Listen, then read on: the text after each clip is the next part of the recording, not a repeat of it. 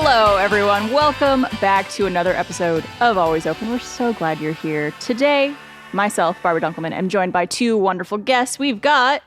Hi, it's me, Jessica Vasami. And we have...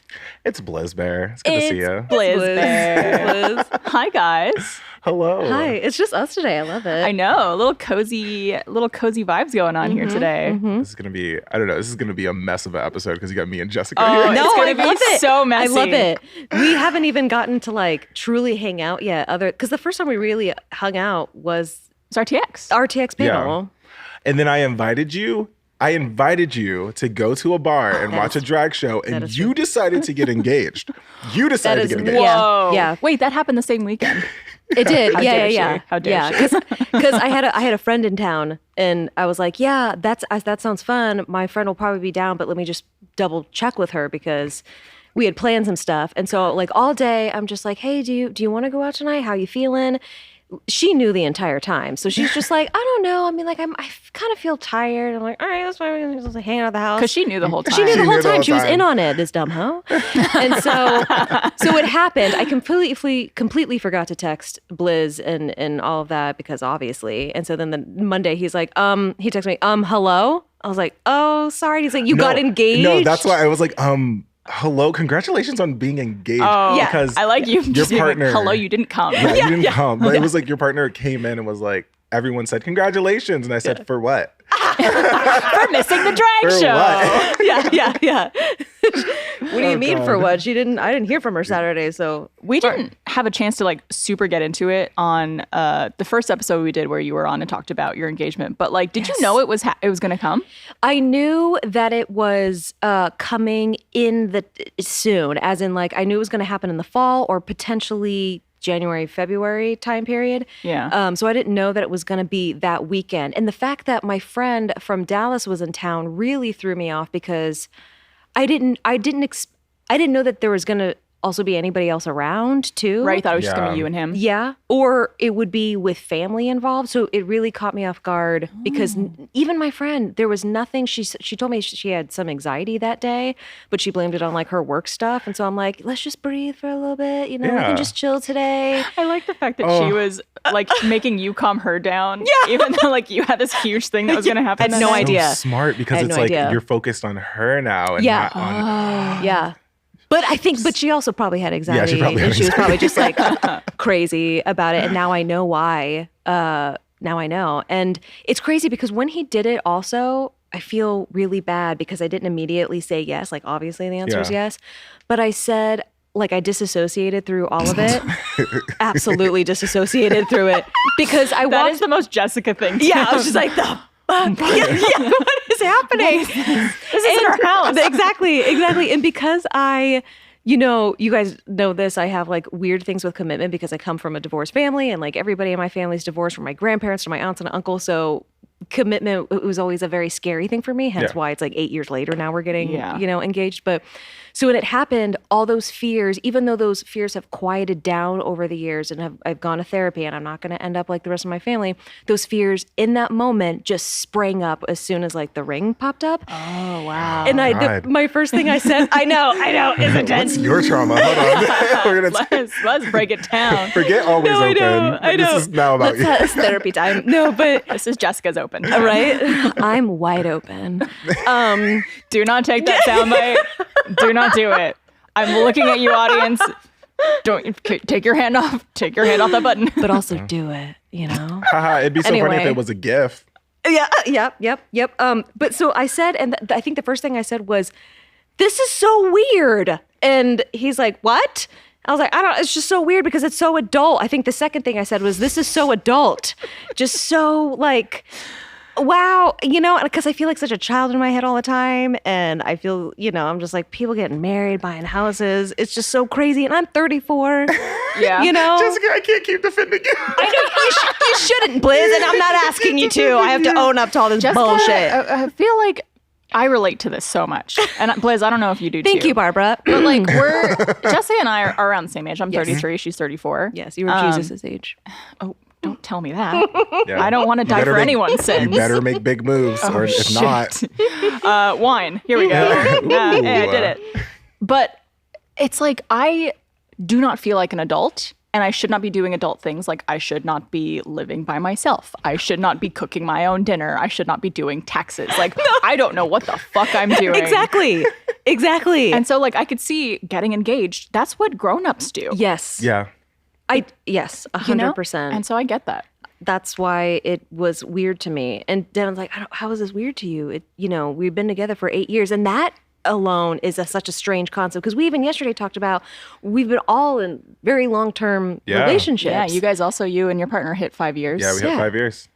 That's a great, good amount of time. It is. And honestly, like, marriage is on my mind currently. And I'm just like, oh, okay. Yeah. That's an adult thing, Yes. I'll be honest.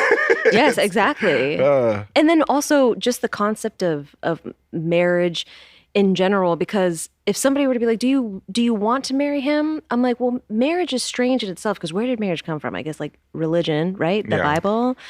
And that's probably. I assume. Yeah. I think. Everything's I've never read it. I mean, I read it. Won't recommend it. yeah, and I'm like, I know that he's my person, because for a long time people kept asking me, why aren't you guys married yet? It's been so long. I'm like, I don't know. We're just chilling. And I know that he's my person. I don't have to get married. And it doesn't change anything really, Yeah, other exactly. than tax purposes. Yes. Yeah. Right. Yes. But so I don't know. It was such a strange concept and everything. So I just felt, but yeah, no, my dad's like, it's the tradition of it. Like, at least the symbolism of, I am committed to you. And I do get that for sure. But you ended up saying yes. I did say yes. After I did calling end it up saying very yes. weird. Yes. I would say marriage is a little bit weird, because I know, like, my partner's family ask, oh, when are you two going to get married constantly? And I'm like, hi, this is our story. Yes. So we're going to write it however we want to write it. If I want to get married at 26, I'll get married at 26. If I want to get married at 40, I'll get married at 40. But like, for the longest time, they're just like, well, like, your brother did this, got married at this age, and like, now would be the perfect time if you want kids and stuff like that. And I'm like, we'll probably adopt anyway. But also, like, let you guys figure that out. Yeah, it's like, we understand. It's We are aware of how old we are and how long we've been dating. We are and what well we wanna do. aware. Yep. It's We're like, well aware. It's not like someone going, when are you going to put a ring on it? It's like, oh my God, you're right. Yeah. Oh my God. When am I going to put a ring? Like, I haven't it's thought not like about people that. aren't thinking about these It's things. like, I thought about it. I promise you I have. But it's very funny, because I got to like see us in the beginning of our relationship and to where we are now. And I have transformed this wonderful human being to be the most confrontational person. And I'm so happy about that. I love it. Hey, we have people sponge off each other. You know what I'm saying? Before, confrontation wasn't necessarily a thing. And then now I'll see him like interact with people and like bring up issues and be like, hi, I'm not comfortable with this. And like setting boundaries and stuff. And I'll go, Yes. you're just like me for real. Okay. Yes. And it makes me so happy. And like, I've learned to communicate like super well being with him. Oh, for sure. Like, it's just so nice, because communication is like one of my biggest languages, I guess. Yeah. Love thing. Yeah. If you can Love language. love language, if you can be like transparent with me and tell me how you're feeling, it helps me a lot. Yep. It helps me feel at ease with what's going on. Should I just like text you like every few hours of the day just to let you know what I'm doing and like Please. how I'm feeling? Like, Okay. Bliz, having a little bit of a tummy ache, taking a twos. I'm gonna tummy say ache. you're so brave for that. If you ever tell me you're so brave for that. That's so brave. You. I also, we wanted to mention at the top too, if you've been watching Always Open, I know this is going to be a couple episodes into the new season, but we added a couple things. We now have our little logo at the back of the room here. So if you are listening to this on the audio platforms, come on over to the All Good No Worries channel to check out the show visually. It's a very beautiful set, and you're going to get to see Jessica and Bliss's beautiful faces too. This could be my room. I would decorate my room this way. It's really cute. And we're also like, we're just trying to figure out what works for the podcast and the set. So you might see tables changing, layout changing every now and then. We're just going with the flow here. It's just a vibe. I have a question. How are you feeling with like the changes of Always Open? Oh, Like, very good. yeah. I'll be honest, as someone who has watched previous episodes, like, this feels more intimate and I'm loving it. Yeah, that's what we intimacy. wanted. Yes. I think like we've always my favorite thing about the show is like just getting to have real conversations with people I really enjoyed having conversations with, but also just getting to learn more about them. And it's a lot easier to do when you're like together. Yep. And feeling comfortable and all that fun stuff. Yeah. And have, microphones right in your Yeah, face, of course. And cameras everywhere. Yeah, of course. So yesterday I was telling Jessica about my life and all the mini jobs that I've had. I know, yeah. I know. Ice cream truck driver, Cracker Barrel, all that stuff. biochemist. Yeah, I'm a biochemist, by the way. I don't know if you know that. You know that one? You did tell me that, yes, and then I just didn't know that you're so smart. You don't come off that way. You're so right. You're so right for saying that. Blizzb is the only person who would say you're so valid for that. You're so valid after for you saying just that, insult exactly. Because he's such a bully and I want to be a bully too. Yeah. See, you're rubbing up on people. Confrontation. It works. But yesterday we were talking and you were like, wait, are you the mean one out of the three of us? And we were actually talking about that earlier today yes, too. Yeah. And I was like, yeah, I'm probably the mean one. I don't know. But then you also told me about your wonderful work with, I was going to say Cards Against Humanity, but it's actually Habitat for Humanity. Very different. Very different companies. And then I was like, no, you're not mean. Look at you. Look at all this beautiful work. I built 4 houses in one tiny home. See, I mean, that's wonderful. And it's kind of cute because that's also kind of how I met my partner. We met through Habitat for Humanity. Wow. We were building a house together and also, friendships and relationships. See, look, it's cute as hell. Well, speaking of gay things, Gay. Gay. in the best way, I want to get into our questions for this episode. Ooh, okay. We got a couple good questions. And if you have a question for us, you could email alwaysopen@roosterteeth.com. We would love to hear from you and potentially judge you in the nicest way. I'm going to be judging. It's fine. Only God can judge, okay? Yeah, and Don't I'm listen God to now. her. I'm God now, Is that what it says in the Bible? It is, but you haven't read it, so you don't know. That's why we're It's telling you. It's true. All right. So here is our question. I have identified as a straight woman all my life. I am also in my mid-20s and have only ever kissed another woman. That being said, I have definitely been sexually attracted to other women before and, more often than not, watch lesbian porn. However, I can't picture myself getting into a relationship with another woman. I don't know if that's a mental block, but I just can't see myself dating another girl. Saying that I have a fetish for women sounds like I should just be calling myself bisexual at that point, but I don't think I'll ever stray away from dating penis creatures. Great way of I love that. calling that. I don't think I'm against sleeping with another woman at some point, though. The idea does interest me. So I guess my question is it gay to literally have sex with someone of the same sex? Is this me coming out? Can any homies relate? Fellas, is it gay? Yeah. Which the person who wrote in actually did title this email, Fellas, Am I Gay? So. And I don't know who you are. Don't let me know. I relate to you because this question, fellas, is it gay? I got you. I love it. I have something on this. Yeah, please. But I'm bisexual, so I will tell you everything about sexuality.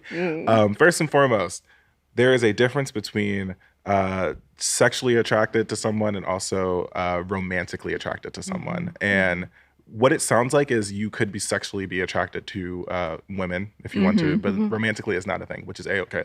That happens there.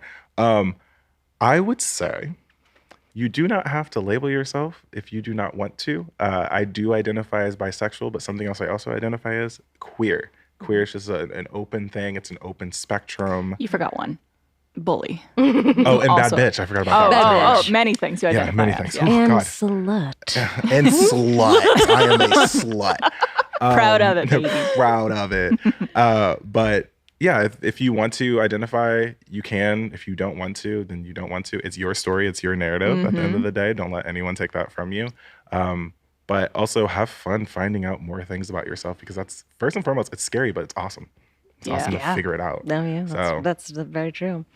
But I have a follow-up before we get to you. No, go for it. Yeah. So you mentioned you identify as bisexual. Was there ever a point where you kind of were in a similar situation where you find yourself attracted to men, but didn't see yourself in a relationship with one, like still had that mental block like our writer is describing? Or were you just like, I'm totally down to be in a relationship with anybody? It's like, Oh yeah, this was I guess more particularly like the relationship side of things, saying that she has a mental block in terms of picturing herself dating a woman. Did you go through that when you were kind of discovering yourself? What's super weird is I think I ghostwrote this question because that's why I was like, Did I? Did you? Because for the longest time, I wasn't romantically attracted to men. And I'm not going to say like, that's going to change for you or anything like that. Like it could. For me, it changed. I ended up, seeing that I could be romantically attracted to men or romantically attracted to anyone at that point, non-binary or someone who doesn't use gender whatsoever. But yeah, I did. And I didn't have a term for how I felt until I reached college. So I had felt these feelings in high school, but once I reached college, I understood that there was this term called bisexuality. And I was like, ooh. And just for folks who don't know what bisexuality is, there's a changed definition. Take out your notepads. Take out the notepads. But things have changed recently where bisexuality means that you are attracted to, it could be sexually or romantically, it's up to you. You're attracted to your own gender and everything outside of your gender. So those are the two groups, your own and everything out or lack thereof. So is there a difference between that and pansexuality? Yeah, so bisexuality was a term that was coined first, and then pansexuality came a little bit after. Both of them are different. They're sister sexualities, they call it. Okay. Both of them are different, and a lot of times you'll see like parts not hearts or hearts not parts type of thing. Oh, I love that. But it depends. It depends on everyone's definition of it. A lot of the times people will just say bi plus, and bi plus is someone who is bisexual, someone who is pansexual, or someone who is omnisexual. Oh. And so I'm still learning, obviously. Wow. But And so are we. yeah, Wait, what is clearly. what is omni? I'm going to come back to you on that one because I have the definition. Oh, no, all but I good. don't want to butcher it. Yeah, we either. want to make sure that we have Totally. accurate Yeah. stuff. But a lot of the times, which it's super weird rhetoric, people were saying that if you're pansexual, you hate trans people. If you're bisexual, you hate trans people because you're not attracted to them. And I was like, wait, no, because even if we think about it, like if there's a trans man that is a man, then someone would be attracted to Right. them. So I'm like, this doesn't necessarily make Well, sense does it make anymore. sense? Because like, why would you? It's Hating people? I don't. It's people just trying to Yeah. cause chaos within a community. Yeah. But like, shout out to the bi, pan, omni folks or bi plus folks. Okay. I see you. Yeah. I see there you. Go. Cool. But yeah, I did fall into that. And a lot of the 'Cause- times people tell you to pick a side or something like that. You Did don't have you to. only I love date that. women before?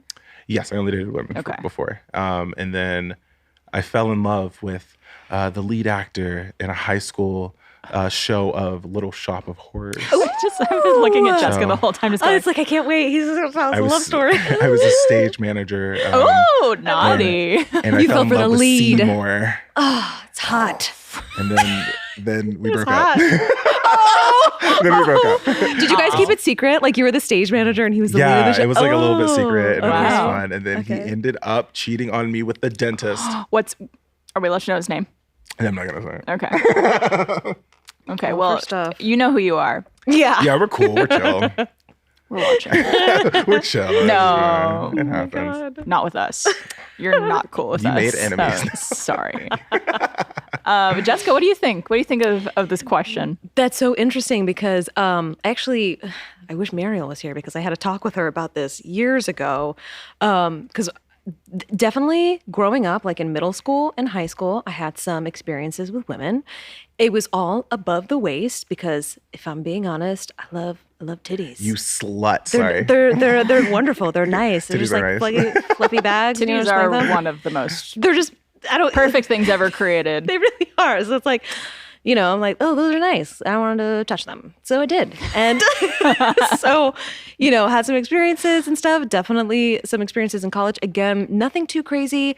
But I know that from my conversations with other female friends of mine, I feel like they've had some experiences as well, more often than men, because I feel like men, they have this, I don't know, there's such like a stigma of like experimenting on that, whereas it's a little bit more open with women, and women are. That's going to be, I think, a long time before that really shifts. I know. Yeah. And a lot of it's very fun, old guys. ladies. You should try. Just Yeah, experiment. having fun. I don't know. Just Bodies are cool. Exactly. As a biochemist, experiment. Exactly.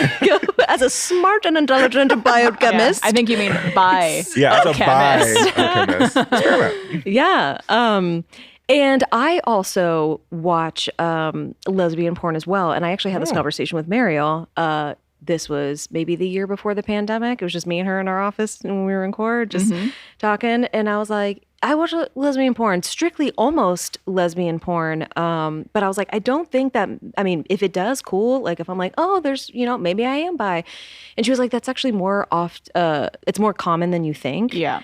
And I was like, that makes sense because at least porn these days, at least the straight porn that I have come across is just so made for men and not women. It's so a lot of like male perspective. It's a little more so aggressive sometimes, a little more. Yes. Yeah. And watching lesbian porn is just like a breath of fresh air. Some lesbian porn is also, I feel like. You also have 2 sets of tits. Yeah. Exactly. There's like more fun things to look at. I've heard of like femmes being interested in gay porn, like man on man. I've seen threesomes with 2 men and a woman, and the men are getting it on too, and that's awesome. But yeah, I think I do it's mainly just lesbian porn because I feel more comfortable watching it. It makes me feel more at ease. It is. It's better. The thing I enjoy about porn is watching the woman enjoy herself. Exactly. Like I don't watch it to watch the man. I watch the woman get pleasure. Yes, because in the straight porn, she looks like she's getting hurt. Sometimes. Yeah, you got to find the right stuff. But it exists out there. But should look to up. each their own. Always. You should look up porn that has been directed by a man and porn that has been directed by like a woman, and see how different it is. Because I've seen both of those, and I'm like, what you're talking about just sounds like porn that was literally directed by a woman, and it shows people caring and actually makes sense, like not sticking a stiletto up your. Right? What do you guys? What websites are you on? That's a good question. I've not seen a single stiletto up an ass. Well, no, I haven't. Well, if I have seen that in the thumbnail, I'm just like, I don't want to click that. But but long story short, what is this person's name? I'm so sorry. Anonymous. Anonymous. Okay. Yes. Anonymous. Hello.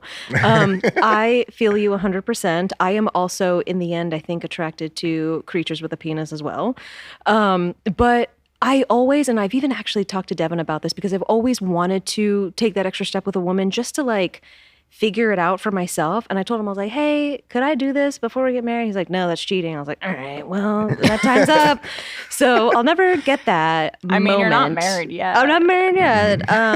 But just kidding. But that's what, just like Bliz was saying, I encourage you to experiment. And then one day, you'll figure it out. It'll click. But also, like you said, the term queer. And like also not labeling yourself. Why do we have to label ourselves? Yeah. I'm just like, it's to make other people feel comfortable. Okay. And it's like, at the end of the day, are you feeling comfortable with yourself?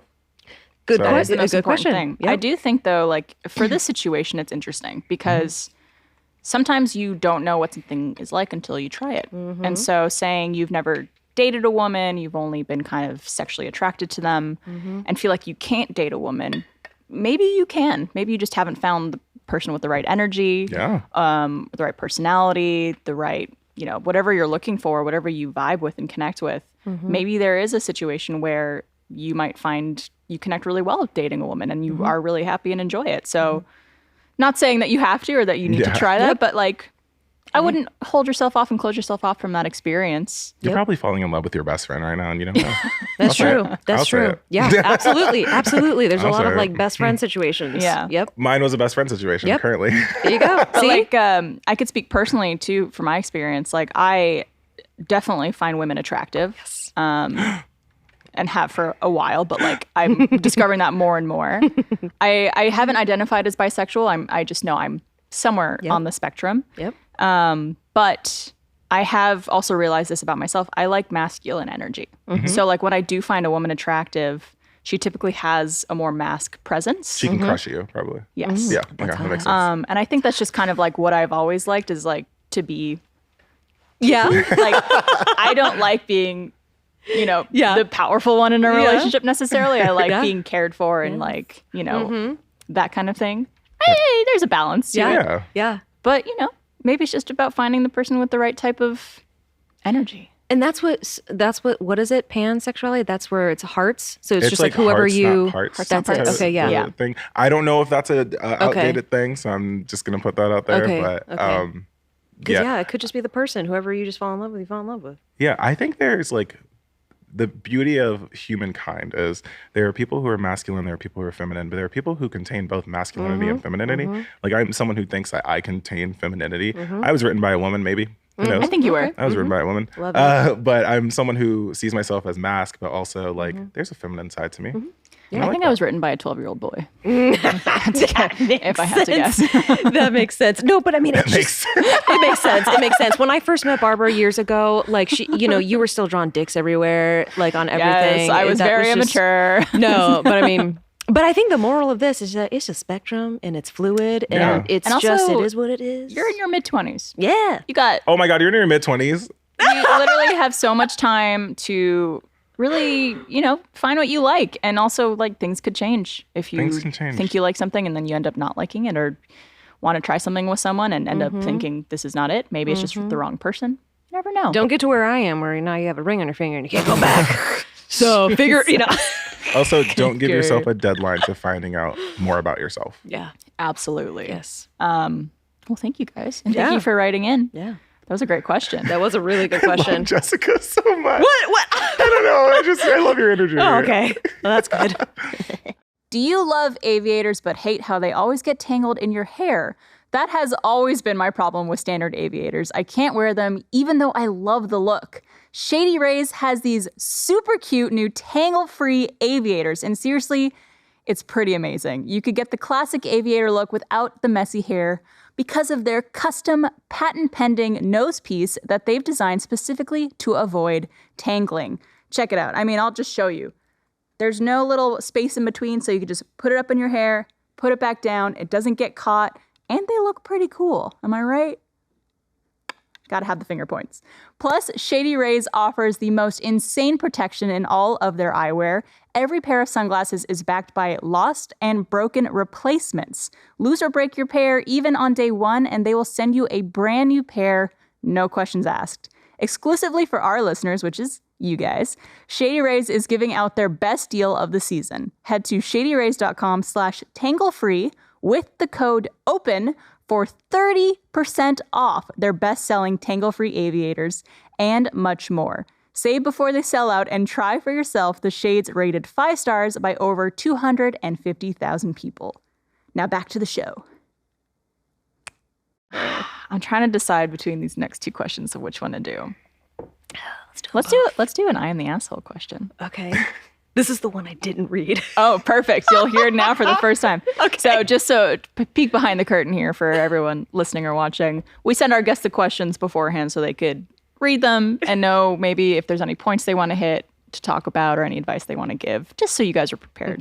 So I haven't read this one. But this will be fresh for the eyes of Jessica. You're gonna get ready for this one. Okay. All right. Am I the asshole for lying to my wife when I lost my job? Backstory. 6 years ago, I lost my job because I'm responsible for 80% of the family financial burden. I didn't tell my wife so as to not panic her.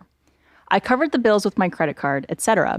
I would leave the house pretending I was going to work, then sit in a car park, frantically applying for another job. She found out and she was really mad, took her ages to forgive. I found another job and things went back to normal. Now fast forward 6 years. Last October, my working hours were reduced by half. Again, I didn't want to panic my wife, so I'd work Monday to Wednesday, and then on Thursday and Friday, I'd leave the house pretending I was in work while looking for another 5-day job. Also, I lost my mother in the same month. Anyway, my wife found out that I wasn't in work on Thursday and Fridays, and she's mad that I lied to her. She had to help me cover the mortgage for January as I was struggling. I had paid the mortgage all by myself nonstop for 8 years. Now I have a new job, better paid too, which will start next week. However, my wife said that she couldn't forgive me because I lied to her twice in the course of our marriage. I was thinking that I lied so as to not panic her, and it's not like I'm having an affair. I didn't see the big deal with my lie. Am I really the asshole here? I've never cheated, and the only lies I told were about the loss of my job on 2 occasions. Nothing else. Please give me your honest critique of the situation. Yes, okay. You are the asshole here. Okay, I'm glad you said it. Yes. Yeah, no, you're an asshole. I was like, who's gonna go first? I need to process this one. So I forgot. Do they have kids? I don't know if they have kids or not. Regardless, you're in a marriage, especially when you share a mortgage and bills and things like that. You have to be so upfront about the truth of that situation. My first question that I thought of is like, there's a reason why he doesn't feel comfortable telling his wife this. What's the trauma? What? Yeah, like Yeah. is it? Do you not have good communication, or is it such a men? I know, and again, I hate men, so this is I'm biased here. I'm sorry, but men Also, if you identify as male and you're watching the show, thank you for being here. yeah, I'm you're, so sorry. You're the good one. No, I hate you, but thanks for watching. Sorry, sorry. Yeah. But I know that there's like a lot of men tend to deal with like ego and pride and stuff. It's a very toxic masculinity trait that is carried over from a lot of generational trauma. Yes. And so if that is an issue too, that needs to be worked on. But yeah, I'm like, what is the reasoning why he's so terrified of telling her this is my first question. That makes me wonder too. Like I almost wish he had more backstory into if there's been instances where he's felt like he can't be honest with his wife, because that's also a deeper issue. If you feel like being honest or upfront about something with your partner is going to cause them to explode, to fight back, to do anything that makes you fear a reaction from them, that also is something that needs to be talked about and worked out. Because, you know, not saying that he should have done this and that he's in the right, but I do understand from the perspective of like, well, I'm kind of scared to get the reaction. Exactly. Like, is there some sort of, like you said, trauma? Like, did something happen to where you're terrified of her, or is it just toxic masculinity and all this? So as someone who used to be a toxic person, Okay. We're working on it. I need to learn more about you. So I actually was in the same boat of anytime talking about finances with my partner, I would never talk about finances. Okay. I would never show my partner my bank account or anything like that. Okay. Because I was afraid of, one, being judged or not being able to hold the house down or whatever if I needed to. And things kind of changed when we moved to Austin, and he was looking for a job and I was like the main provider for the family and stuff like that. I had to be comfortable talking to him about finances, and it took like a year, I'll be honest with you. But we got to a point where now I could just be like, hey, I'm a little low this week because I had to do this, or I'm waiting for a sponsorship to come through or something like that. And he'll be like, yeah, no, I completely understand. I want to help out wherever I can.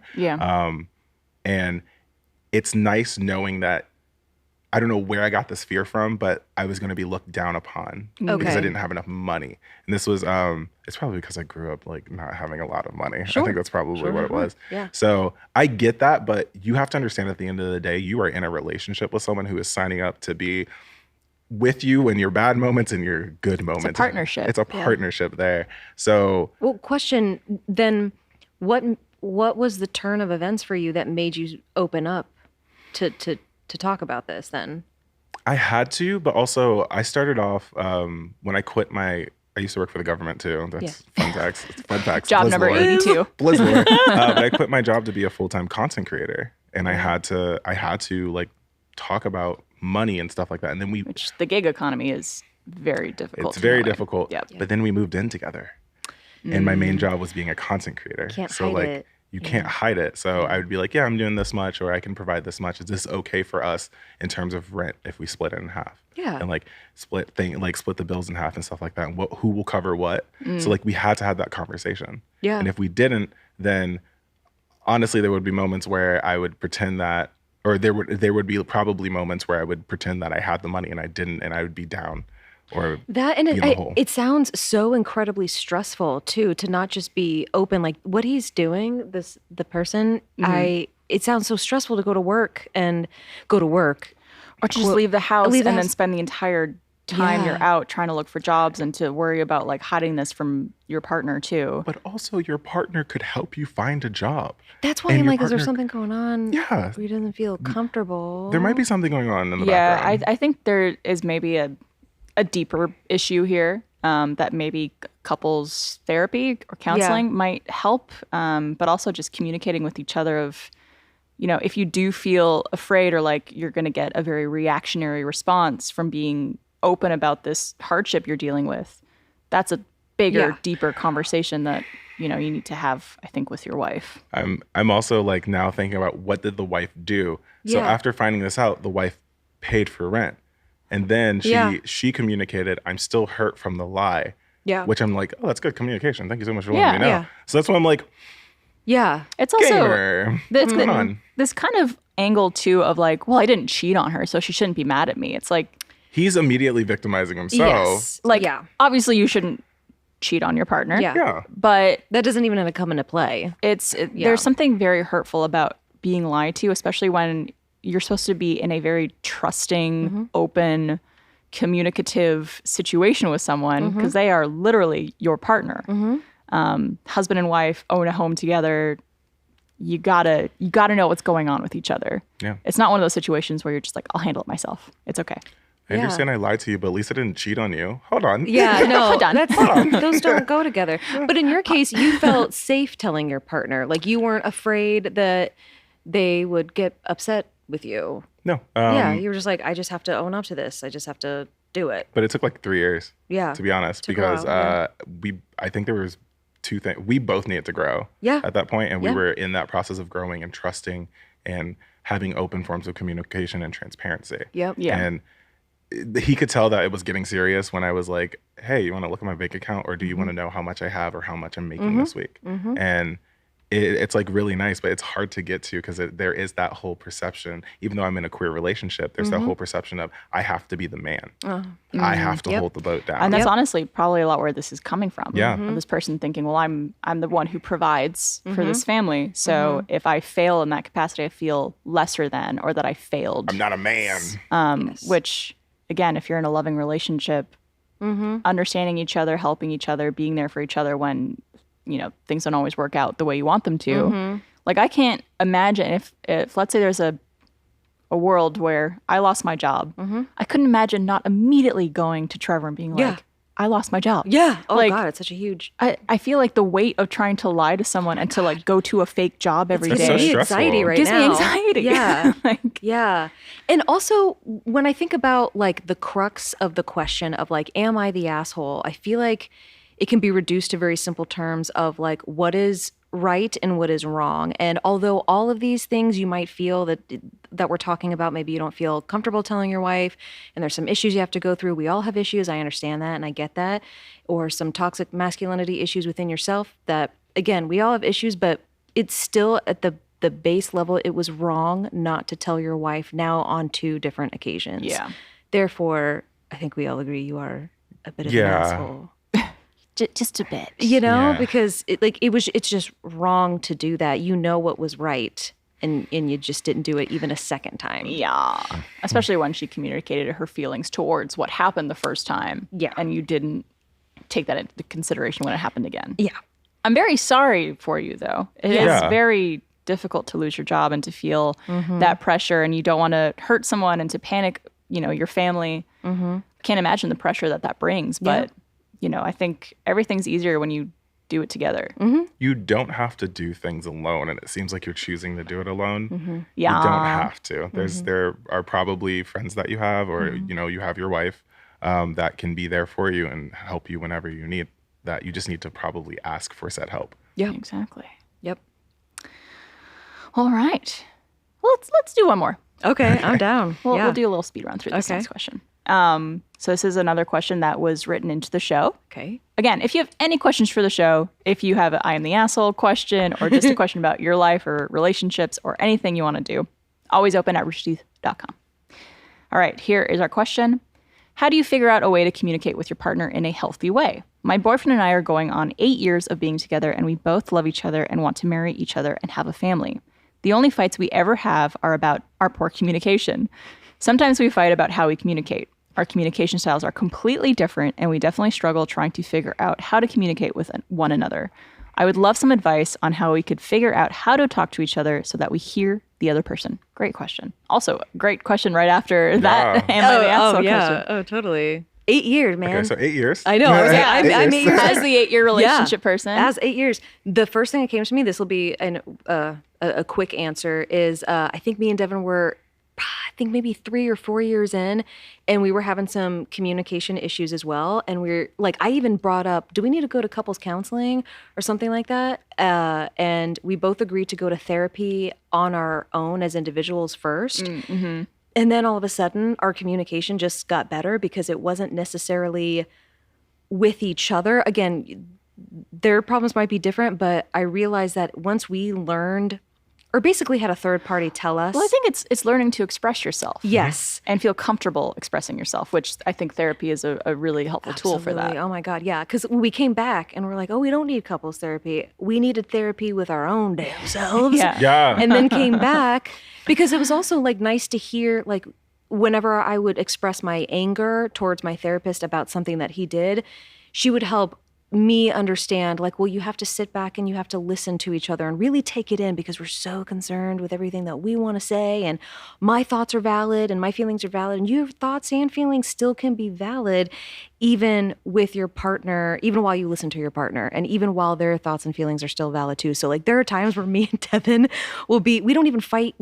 I can't tell you the last time we got into a big fight, but even when we get into little tiffs or something, he'll be like, well, my thoughts and feelings are valid right now. And I'm like, well, mine are too. And he's like, okay. And then that's the end of it, because it is. And it's just like, okay, we both have our thoughts and our feelings and stuff. But there is something to say on, like, no matter what, you still have to compromise and sacrifice for one another and whatnot. But my question is, how did they make it 8 years without feeling like they have good communication? Like that, I'm impressed. That is very impressive. The relationship has lasted that long because honestly, to me, the one thing that makes a relationship last is communication. 100%. And the fact that you guys feel you have different communication styles, and that's something is like the only struggle you have. I don't know how you've made it work this long. But it's so interesting. Kudos to you. Because I know couples that have been together for a long time. I think we all know couples that have been together for a long time that, just broke up or have broken up after a long time. Sure. And it just didn't work even throughout all of that time, and they were together for so long. And so it's just like, it's very interesting how you can be together with somebody for so long and still it's not clicking up, you know? That makes sense. Yeah, it's weird. Yeah. I don't even know where to begin on this one. It's your love language. It's love language. This is where Bliss thrives. I thrive in communication. Step one, therapy. Step one, therapy. Always. Yes. Something that that I do that has been very helpful. We sometimes, if we're upset about a situation, we take like an hour to sit back real quick and think about, like, why are we upset about the situation or how we're feeling. This is something we've kind of established just through the failures and successes of our relationship. And there's also on Sundays, we sit down on the couch and we talk about everything that we're feeling. Oh, I love that. Yes, 100%. Or if we go to the gym together, usually we'll go at like 3 a.m. at night. Just don't worry about that. But it's like a nice therapy. As opposed to 3 a.m. in the morning. Yeah. Makes sense. I'm kidding. But you're right. Yeah, it was just really cute. I love when people cannot compute. 3 a.m. at night. But yeah, like just having our moments to talk to each other. So it kind of throws me off that y'all have been in a relationship for 8 years. Yeah.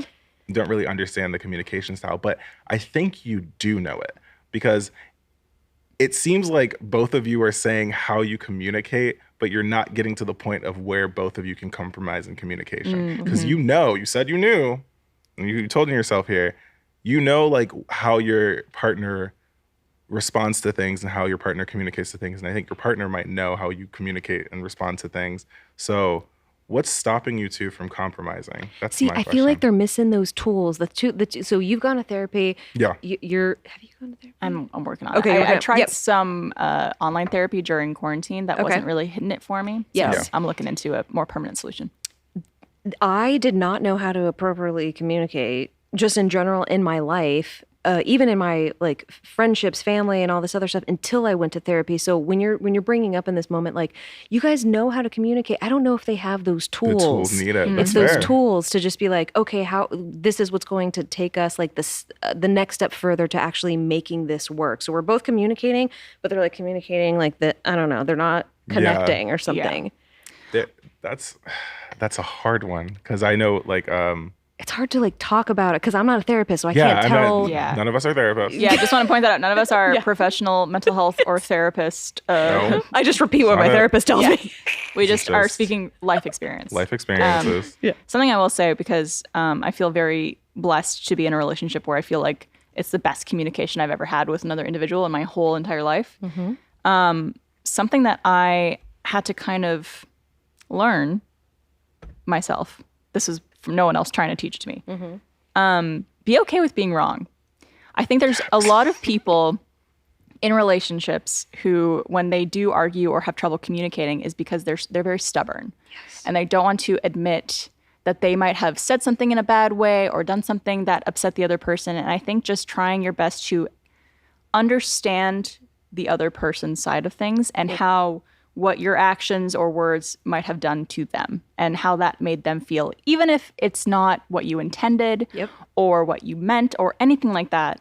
Just taking a step back and saying, I understand why my tone when I said that came off this way, and I apologize for that. Yes. There's nothing wrong with apologizing, even if you feel like you're in the right, even if you feel that way. I think that could go a long way. I love it. Like, Barbara's the only one that hasn't been to therapy here, but she just like dropped the most profound, like, yep, that's the ding, ding, ding, ding, ding. She did a good one. Right there. Oh, yeah. That is another thing that I love about therapy too, because now when anybody says something to me, we just got notes on a cut for something at work and they were kind of devastating. And in that moment, I was just like, it is what it is. Like, you're just like, you take it in? Yeah, you just take it in. And you're like, okay. Or like if I did something wrong that hurt someone's feelings, it's like, okay. Because you're not perfect and you're not going to do and say everything right. You're going to mess up. And also, I know it's tough. Try not to bottle things in. I think that's a lot of where a lot of explosive reactions come from and a lot of arguments tend to come from is when something's been bothering you and eating at you and you feel like there's no way that you know how to bring it up or you don't want to bring it up because you are in fear of a potential explosion or reactive response. But just like immediately being like, hey, you kind of said this to me and like it hurt me because of this and I just want to like get my feelings out there and like let you know. And hopefully if you work on your communication skills, maybe, you know, talk to a therapist or invest in yourself in that way. Resentment will start to kick in too, and that's the worst. Resentment between relationships. And try not to take things so personally. Yes. Like just trying to balance out each other all the time. Yes, yeah. That's a great answer. I agree. 100%. That's something I've done with friends, not just relationship. Well, friendship is a relationship. Oh, yeah. Yes. But I've done that with friends, and that's where I've grown the most is relationships with friends, and like, don't be afraid to tell somebody that now I can't keep it in. Now I need to like, it's true. I really can't. I can't keep it in anymore. Now I'm like, if I'm upset with somebody or I'm like, I don't like them. Especially if I don't like somebody, like you'll see it all over my face and I'll just sit there and I just won't talk and I'll just like go inside myself because I can't hide it. So now it's like really bad. It's like I need to start working on the facade more again. But yes, just. I mean, I'm a blunt person. Or if I have an issue, that. I usually will be like, I have an issue with this. Hello, it's me, the problem. Perfect. Well, thank you guys for your input there. And thank you for the questions, everyone who wrote in today. And again, I'm going to mention it again. If you have a question for us on the show, email alwaysopen@roosterteeth.com. That's going to be it for us today. But make sure if you're listening to this on audio platforms or if you're seeing this anywhere else, come over to the All Good No Worries YouTube channel. Give us a subscribe. There's tons of other fun shows that are being released every single week. So stay tuned for those. And thank you very much to our whole crew here in the studio. And we'll see you guys next week. Goodbye. Bye.